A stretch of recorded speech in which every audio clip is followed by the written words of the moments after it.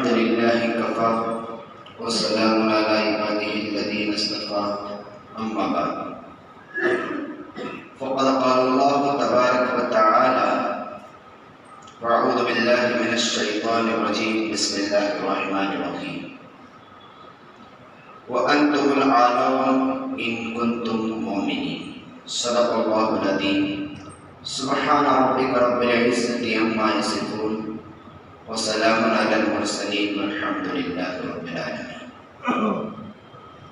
بزرگوں اور دوستوں، 5 صوبوں کے نتائج، الیکشن کے نتائج کل آپ حضرات کے سامنے آ چکے ہیں۔ 4 صوبوں کے نتائج آپ نے اچھی طریقے سے دیکھ بھی لیے اور سن بھی لیے۔ ان نتائج سے ایک مسلمان کو نہ خوش ہونے کی ضرورت ہے نہ مایوس ہونے کی ضرورت ہے۔ اللہ تبارک و تعالیٰ کی طرف سے جو فیصلے ہیں، باطل کی تمام طاقتیں جو مکر و فریب کر رہی ہیں، جال بچھا رہی ہیں، دھوکہ دے رہی ہیں، فریب کر رہی ہیں اور ظلم و ستم کا بازار گرم کر رہی ہیں، ان کو اللہ کی طرف سے ایک وقت کے لیے ڈھیل دی جا رہی ہے۔ جیسے رب کریم نے فرعون کو ڈھیل دیا، قارون کو ڈھیل دیا، حامان کو ڈھیل دیا، شداد کو ڈھیل دیا۔ اس زمانے میں وقت کے پیغمبر موجود تھے۔ کون موجود تھے؟ پیغمبر موجود تھے۔ پیغمبروں کی موجودگی میں ظلم و ستم ہو رہا ہے، تو پیغمبر سے بڑھ کر کون سی دعا ہو سکتی ہے؟ حضرت موسیٰ موجود نہیں، فرعون ظلم کر رہا ہے۔ حضرت ابراہیم موجود نہیں، نمرود ظلم کر رہا ہے۔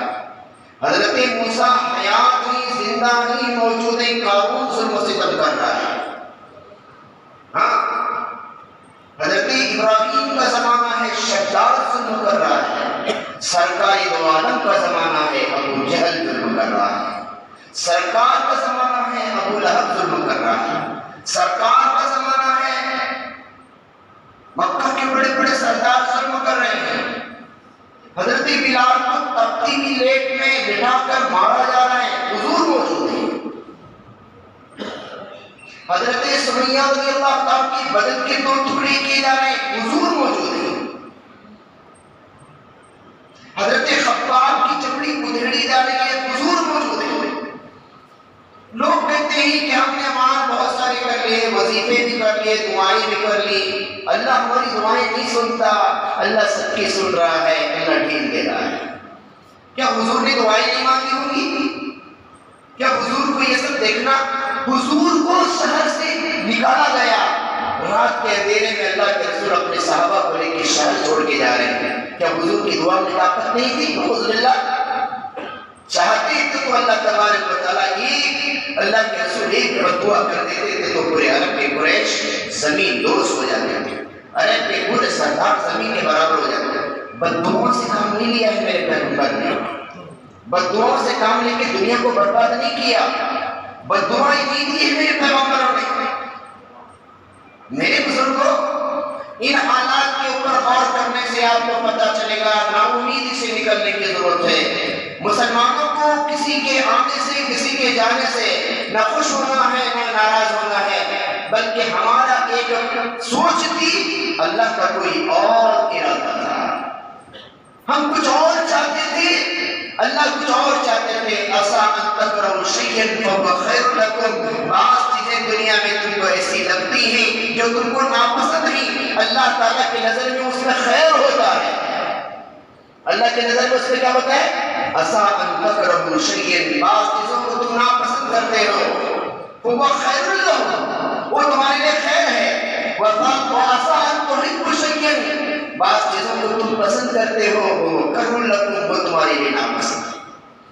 قرآن کے ضابطے کو کوئی سمجھ نہیں سکتا، اصول خداوندی کو کوئی سمجھ نہیں سکتا، خالق کائنات کے بنائے ہوئے قانون کو کوئی سمجھ نہیں سکتا۔ ناامیدی سے نکالنے کے لیے آج میں مسلمانوں کی تاریخ سنانے جا رہا ہوں۔ جس ہندوستان کی راجدھانی پر، دہلی کے پائے تخت پر، سلطنت پر آج دوسری حکومتیں قائم ہو رہی ہیں، آپ نا امید مت ہونا، اسی پائے تخت پر مسلمانوں نے 667 سال تک حکومت کی ہے، 667 ایئر تک اسی تخت پر مسلمانوں کا راج رہا ہے۔ ابھی ان کو 67 ابھی کراس کر رہے ہیں، ابھی 600 تو مسلمانوں کے حصے میں ہے۔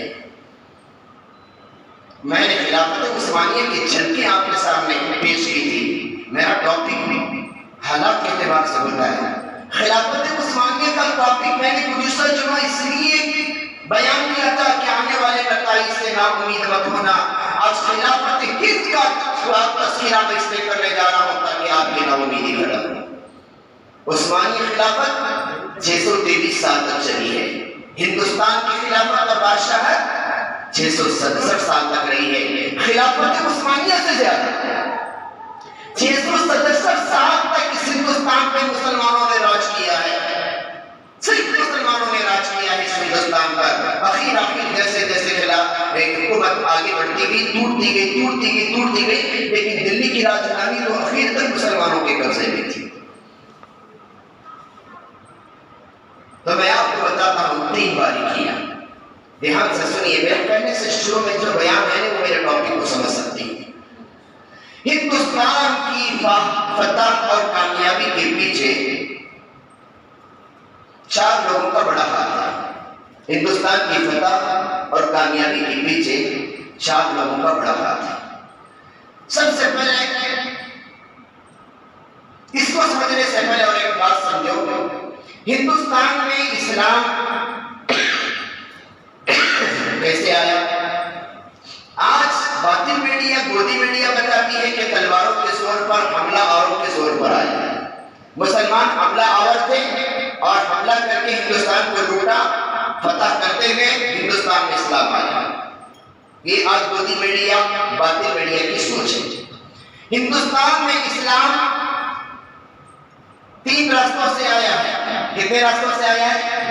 3 راستوں سے آیا ہے۔ ایک راستے کا تو وہ تذکرہ کرتے ہیں، وہ بھی غلط ترجمانی کرتے ہیں، لیکن 2 راستوں کو چھوڑ دیتے ہیں، کیونکہ گودی میڈیا کو، باطل میڈیا کو 2 راستوں سے کوئی اعتراض نہیں ہے، ایک ہی راستے پر اعتراض ہے، اسی کو جانتے ہیں۔ پہلا جو راستہ ہندوستان میں جو اسلام آیا ہے وہ بزنس اور تجارت کے راستے سے آیا ہے، بزنس اور تجارت کے راستے سے آیا ہے۔ یہ سلسلہ حضور کے آنے سے پہلے سے جاری ہے۔ حضور کے آنے سے پہلے عرب لوگ بزنس کے لیے ہندوستان آتے تھے، خاص طور سے مالابار آتے تھے اور سرندیپ آتے تھے، جس کو سری لنکا کہتے ہیں اور آج کا پاکستان ہے، وہاں پر آتے تھے۔ بزنس کا سلسلہ حضور کے زمانے سے چلتا تھا۔ زمانے رسالت کے اندر اللہ کے رسول کو جب نبوت ملی تو وہ صحابہ جو مسلمان ہوئے ان کا سلسلہ آنا جانا پہلے سے تھا، ان کا سلسلہ آنا جانا باقی رہا، تو گویا مسلمانوں کا آنا جانا حضور کے زمانے میں تھا۔ اور اللہ کے رسول جو دعوت ان کو دیے تھے اس دعوت کو لے کر جب سرندیپ آئے، مالابار آئے، مالابار کے لوگوں کو حق کی بات سمجھائی، تبلیغ کی، تو وہ تبلیغ کا اثر مالابار میں، سرندیپ میں، سری لنکا کے اندر، پاکستان میں ایسا ہوتا گیا کہ تجارت کے لیے آنے والے مسلمانوں کے اخلاق، کیریکٹر اور محمد رسول اللہ کی دعوت کو سن کر وہاں کے لوگ مسلمان ہونا شروع ہو گئے۔ اسلام کیسے آیا؟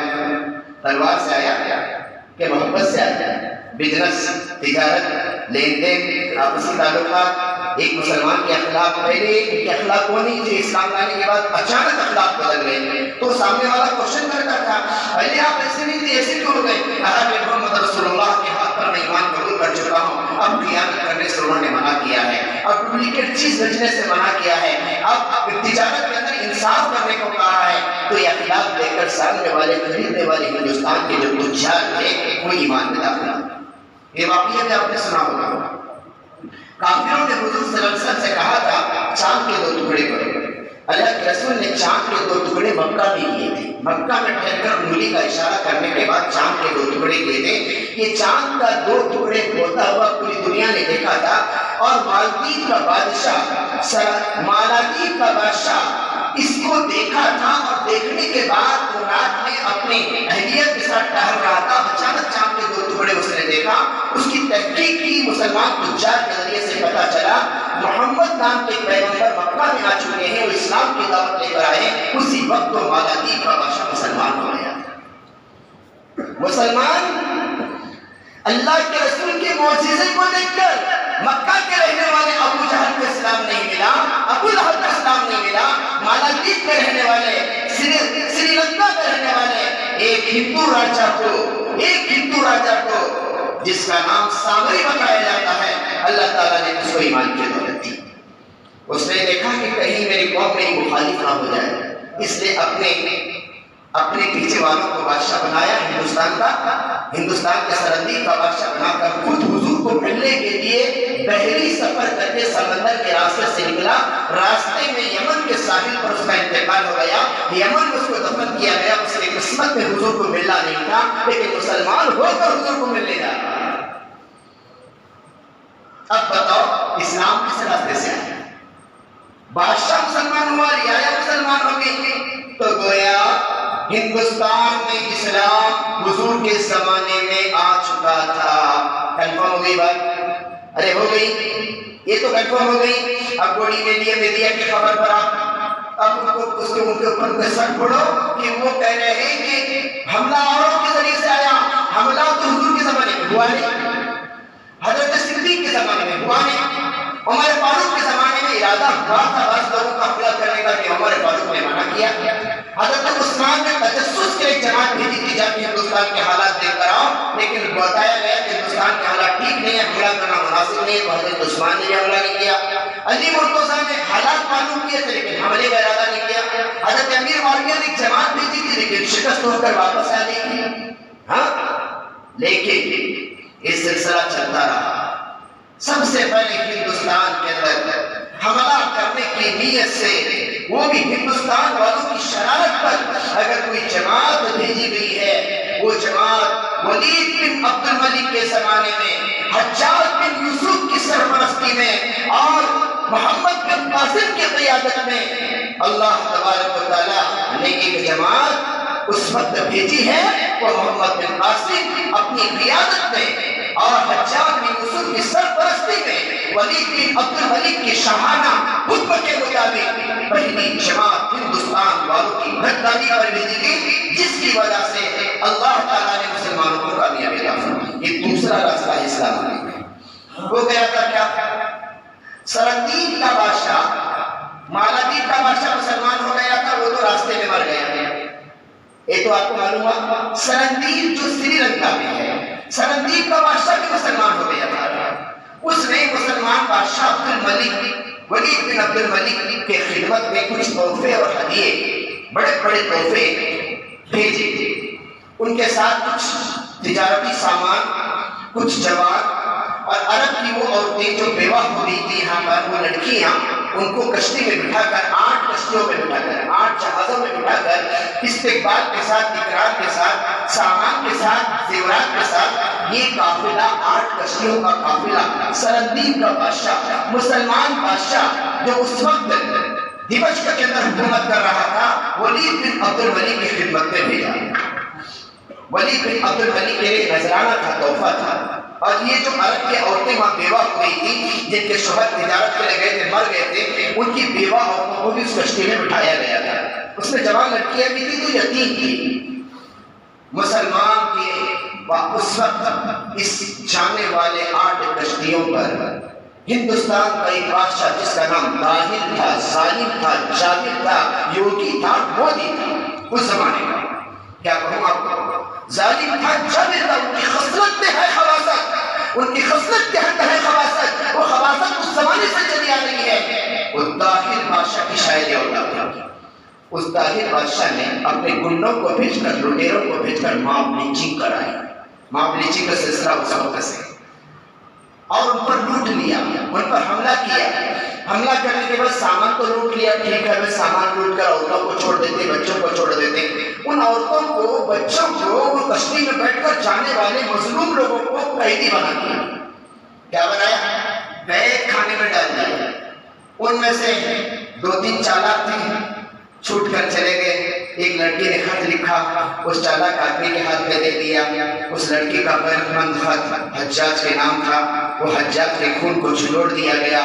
اس لڑکی نے کہا، اگر تم نے ماؤں کا دودھ پیا ہے، اس ظالم بادشاہ سے ان کو چھڑا کے لے کے جاؤ۔ اس ظالم بادشاہ نے بغیر قصور کے، بغیر غلطی کے ہم جیسے معصوم لڑکیوں کو، ہماری ماؤں کو، ہماری دولت کو اس نے ہم کو قید کر دیا، ہماری دولت کو چھین لیا۔ حجاج تو پہلے سے ظالم تھا، حجاج تو پہلے سے گرم دماغ کا تھا۔ جب ایک ہندوستان سے ایک عرب لڑکی کی پکار حجاج کے کام میں ٹکرائی، حجاج نے اپنے بادشاہ ولید بن عبد الملک کو خط لکھا، مجھے اجازت دے دو، اسی وقت میں ہندوستان پر الحار کرنا چاہتا ہوں، حملہ کرنا چاہتا ہوں۔ یہ ہندوستان کے بادشاہ کی ہمت کہ عرب عورتوں کو قید میں ڈال کر مال کو لوٹ لینا، ہماری عورتوں نے کیا بگاڑا ہے؟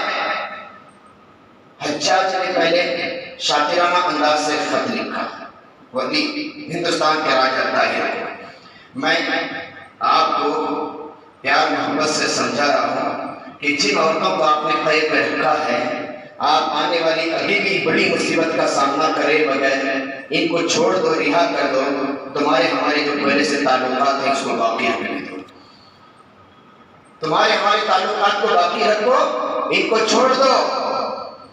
سرندیب کا یہ ہندوستان کا راجہ طاہر نے جواب خط لکھا، تمہارے پاس ہمت ہے تو چھڑا کے لے کے جاؤ، تمہارے پاس ہمت ہے تو چھڑا کے لے کے جاؤ، میں ایسے ویسے چھوڑنے والا نہیں۔ جب سامنے والے کو جب پکارا گیا، دعوت دی گئی، ایسے محبت سے چھوڑنے کا نام میں نہیں لوں گا، آ کے چھڑا کے لے کے جاؤ، تو مسلمان تھے، بنگڑی پہن کر بیٹھے ہوئے نہیں تھے، ہاں شیرنی ماں کا دودھ پیے تھے، ان کی ماؤں نے اللہ اکبر کے نعروں سے ان کو پالا تھا، ان کی کانوں میں آوازان کی آواز گونجی تھی، وہ تو مسلمان تھے، خون ان کا برم ہو گیا۔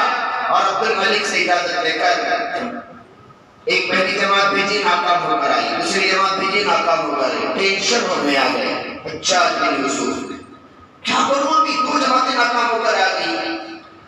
پھر قیادت کے لیے اس جوان کی طرف نظر گئی جس کی عمر صرف 17 برس کی تھی، جو حجاج بن یوسف کا بھتیجا، اور حجاج بن یوسف نے اپنی بیٹی کا نکاح ابھی فریش کچھ مہینے پہلے اس کے ساتھ کر دیا تھا، داماد۔ دوسرا حجاج کی سالی کا بیٹا یعنی حجاج اور حجاج کا بھائی، اور حجاج، یہ حجاج کا جو بھائی تھا محمد بن قاسم کا باپ تھا، حجاج کی عورت محمد بن قاسم کی ماں، دونوں سگی بہنیں تھیں، رشتہ چچا کا بھی تھا، رشتہ خالو کا بھی تھا، اور رشتہ سسر کا بھی تھا۔ تو حجاج بن یوسف محمد بن قاسم کا خالو ہو گیا، چچا ہو گیا، اور کیا ہو گیا؟ سسر ہو گیا۔ محمد بن قاسم کو جب یہ قیادت سنبھالنے کے لیے کہا گیا تو کہا آپ کی اس مہربانی کا میں تہہ دل سے شکریہ ادا کرتا ہوں، آپ کی نظر کرم مجھ پر گئی ہے، یہ بندہ، یہ کمزور بندہ اس امت کی تعمیر کے لیے تیار ہے۔ محمد بن قاسم 6000 کی فوج لے کر، شامی اور عراقی لوگوں کی فوج لے کر، 6000 کا قافلہ لے کر پہلی مرتبہ ہندوستان کی طرف سفر کرنے والا یہ جوان ہندوستان کی سرحدوں کو پار کرتا ہوا، باؤنڈریوں کو پار کرتا ہوا، تقریباً پاؤں ہندوستان کو اللہ کے کرم سے فتح کر دیا 3 برس کے اندر۔ کتنے برس کے اندر؟ دبیر کی بندرگاہ پر، جہاں پر ان قیدیوں کو قید کر دیا گیا تھا، محمد بن قاسم نے یلغار کر دی، حملہ کر کے ان کو بیواؤں کو چھڑایا اور ان کو چھڑا کر عزت و احترام کے ساتھ بھیج دیا۔ پھر اس بادشاہ کو پکڑ کے قید کر دیا، اس کو مار دیا گیا، اور محمد بن قاسم نے اعلان کر دیا، اور پوری حکومت اور پوری کی پورے حملے کی ترتیب حجاج بنا رہا تھا، اور محمد بن قاسم اور حجاج کے بیچ میں ہزاروں سال کا فاصلہ تھا، ہزاروں میل کا فاصلہ تھا، ہزاروں میل کا، سال کا نہیں، ہزاروں میل کا فاصلہ تھا۔ دونوں کے بیچ میں ہندوستان اور افغانستان کے بیچ میں سمندر آتا تھا۔ محمد بن قاسم نے کشتیوں کے ذریعے سے پل بنایا، سبحان تیری قدرت۔ ناؤ ہوتی نا، ناؤ کو ایک ناؤ سے دوسری ناؤ کو جوڑ کر، دوسری ناؤ کو تیسری ناؤ سے جوڑ کر ان کشتیوں کا پل بنایا تھا، اور کشتیوں کے اوپر گھوڑا دوڑایا جاتا تھا۔ حجاج کی نوٹس جو محمد بن قاسم کو لکھی جاتی تھی ہر تیسرے دن ملتی تھی. اسپیڈ پوسٹ آپ جاؤ اسپیڈ پوسٹ کے اندر تمہاری کوریئر کی سروس دیکھو, ہوائی جہاز کا دور چل رہا ہے, پھر بھی تمہیں کوئی کوریئر پہنچانا ہے ہندوستان کے دوسرے کونے تک 2 یا 3 دن تو لگ جاتے ہیں, 3-4 دن تو لگ جاتے ہیں.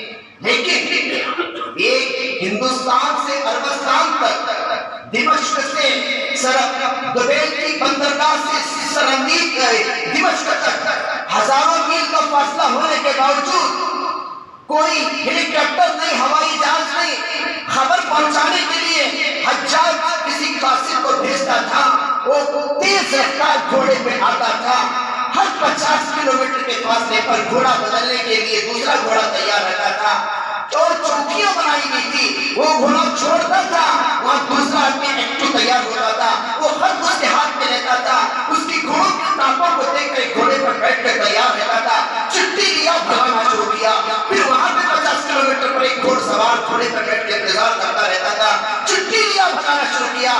یعنی 1 سیکنڈ کی بھی رکنا نہیں ہے, بھاگتے ہوئے گھوڑے سے چھٹی لینا دوسرا جانا. یہ تھک گیا ہے, گھوڑا بھی تھکا ہے, آدمی بھی تھکا ہے, تو دونوں بھی بدل گئے 50 کلومیٹر پر. اس طریقے سے ہر چوکی پر گھوڑا بدلا جاتا تھا اور سوار بدلا جاتا تھا. ہر تیسرے دن سورج غروب ہونے سے پہلے حجاج کا لکھا ہوا خط محمد بن قاسم کو مل جاتا تھا. کیا تدبیر ہوگی, کیا مسلمانوں کی طاقت ہوگی. آپ کھا کے بریانی کھا رہے ہو, بریانی کھا کے مزاق کر رہے ہو, یہ ہے مسلمانوں کی بنائی ہوئی ایجادات. اسپیڈ پوسٹ پیغام پہنچانے کا ذریعہ.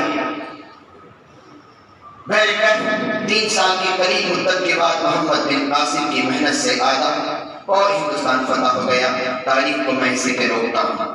300 برس تک ہندوستان میں کوئی بیرونی حملہ نہیں ہوا, کوئی بادشاہ نہیں آیا, کسی مسلمان حکمران نے حملہ نہیں کیا. کتنے برس تک؟ 300 برس تک. 300 برس محمد بن قاسم کے حملے کے بعد قوم ہندوستان میں ایمان آ گیا, ان کے اخلاق کے ذریعے سے اسلام بڑھتا گیا. محمد بن قاسم جیسے لوگوں کی مورتیاں بنائی گئی, ان ہندوؤں نے ان سے ایسی عقیدت شروع کر دی, یہ تو دیوتا ہی انسان نہیں ہے.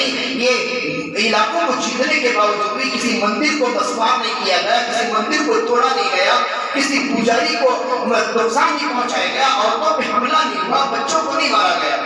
کچھ برہمن لوگ محمد بن قاسم کے پاس آئے اور آ کر کہنے لگے کہ مسلمانوں کے یہاں پر آنے کے بعد ہمارا دان دشنا بند ہوا ہے, ہمیں بہت سارا دان ملتا تھا, بند ہو گیا. محمد بن قاسم نے حجاج سے مشورہ کیا. حجاج نے اعلان کرا دیا, پوری قوم میں اعلان کر دیا, برہمنوں کو جو دان ملتا تھا, دکشنا ملتا تھا, اور برہمنوں کو جو لوگوں کی طرف سے جو پیسے ملتے تھے ان میں سے 1 روپے کی کمی نہیں ہونی چاہیے. مندروں کو جو مرمت ہوئی ہے, وہ مندروں کی جو کام ہے مسلمانوں نے کروائے. یہاں تک کہ حکومت کا 3% حصہ مندروں کے نام سے جمع ہونے لگا, کہ حکومت کے تمام خزانے میں 30% چیزیں یہ ہندوؤں کے لیے ہیں جو اپنے مندروں کے کام استعمال کر سکتے ہیں. ان کی کرم فرمائی کو دیکھ کر, مہربانیوں کو دیکھ کر, محبت کو دیکھ کر ان کی عورتوں کو مسلمانوں سے کوئی خطرہ نہیں ہوا. ورنہ مسلمانوں نے, مثلا ہندو راجاؤں نے عورتوں کی زندگیوں کو حرام کر دیا تھا. ان کی فوجوں نے رات میں گھس گھس کر عورتوں کی عزتیں لوٹی تھی, اور جو فوج راستے سے گزر کے جاتی تھی خواہشات بھڑکتی تھی تو کسی بھی جوان لڑکی کے ساتھ بلاత్కాر کرتے تھے, اور ان کی لڑکیاں محفوظ نہیں تھی. ہندو راجاؤں نے اپنی ہی رعایا کو, ہندو کاسٹ والوں کو اتنا ظلم و ستم کے اندر رکھا تھا. مسلمانوں کی حکومت کے آنے کے بعد یہ سارے ظلم و ستم ختم ہو گئے, امن شانتی قائم. یہ پہلا موقع تھا ہندوستان کے اندر محمد بن قاسم کی طرف سے آنے والا انقلاب, آنے والا حملہ. اس کے بعد سبکتین نام کا ایک بہت بڑا نیک انسان گزرا ہے جس کا نام تھا سبکتین. اس سبکتین نے شکاری بادشاہ سے فوج میں بھرتی تھا, ایک فوجی تھا, ایک بادشاہ کی فوج کا سپاہی تھا. وہ شکار کے لیے اس نے دیکھا کہ جنگل میں ہرن دوڑ رہی ہے, تو وہ شکاری کے لیے ہرن کے پیچھے گھوڑا دوڑایا. یہ واقعہ بہت دھیان سے سننے کی ضرورت ہے. گھوڑا جیسے ہی دوڑایا تو شکار ہرن کے ساتھ اس کا بچہ بھی تھا. تو بچہ پیچھے رہ گیا, ماں آگے بھاگ گئی. تو سبکتین نے بچے کو پکڑ لیا. جیسے سبکتین نے بچے کو پکڑا, ماں ریبن واپس آ گئی اور سبکتین کے سامنے ٹھہر کر آنسو بہا کر زمین پہ منہ رگڑنے لگی. یعنی گویا ایک ماں کی فریاد تھی, میرے بچے کو چھوڑ دو, میرے بچے کو چھوڑ دو. سبکتین کا دل نرم تھا. اس نے دیکھا کہ ہرن رو رہی ہے, اپنے بچے کے لیے اپنی جان خطرے میں ڈالی ہے, میرے سامنے آ کے کھڑی ہے اور اپنا منہ رگڑ کے رو رہی ہے. بچے کو چھوڑ دیا. وہ ہرن اپنے بچے کو لے کے سبکتین کو دیکھ کر دیکھتے بار بار مڑ کے دیکھ رہی تھی, بار بار مڑ کے دیکھ رہی تھی, بار بار مڑ کے دیکھ رہی تھی, چلی گئی. یہ عمل اللہ کو اتنا پسند آیا کہ جب سبکتین رات میں سویا تو خواب میں سرکار دو عالم صلی اللہ علیہ وسلم کی زیارت ہوئی. اللہ کے رسول صلی اللہ علیہ وسلم خواب میں تشریف لائے اور کہا کہ سبکتین, تم نے آج ایک ماں کی محبت کو واپس کر دیا ہے. تم نے آج ایک بے جان, ایک جاندار, ایک جانور پر رحم کیا ہے.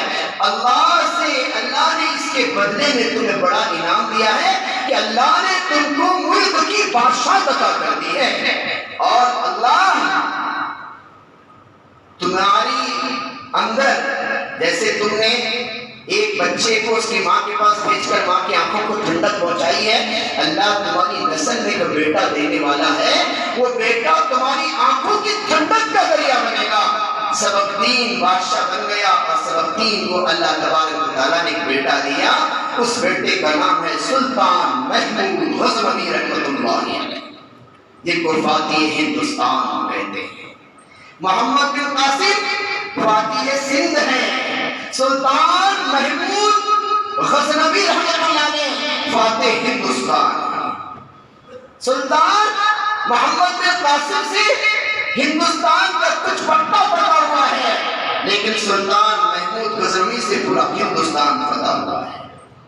اسی لیے تو تاریخ کے اندر فاتح ہند سلطان محمود غزنوی کو کہتے ہیں, فاتح سندھ محمد بن قاسم کو کہتے ہیں. سندھ کا علاقہ, سندھ اور ہند دونوں ملا ہوا ہے, اس وقت ملا ہوا تھا, لیکن پورے ہندوستان میں سب سے پہلے حملہ ہوا, کیونکہ محمد بن قاسم کی جو آمد تھی وہ مظلوموں کی پکار پر تھی, اور سلطان محمود غزنوی کی جو آمد تھی ہندوستان میں امن اور شانتی کو قائم کر کے ظلم و ستم کو ختم کرنے کی تھی. کسی کے پکار پر نہیں آئے تھے, اللہ کے لیے آئے تھے. اس لیے فاتح ہند سلطان محمود غزنوی کو کہتے ہیں. پتہ یہ ہے تاریخ. کیا بتاؤں کہ واقعی آگے وہ ٹائم کتنا تیزی سے آگے بڑھ رہا ہے. یہ تاریخ, اس کو سمجھو. ہندوستان کی تاریخ میں یہاں تک بتا کے بات ختم کر رہا ہوں. ابھی سلطان محمود غزنوی تک آپ اپنے ذہن میں رکھو. آگے کی تاریخ آئندہ جمعہ بتاؤں گا.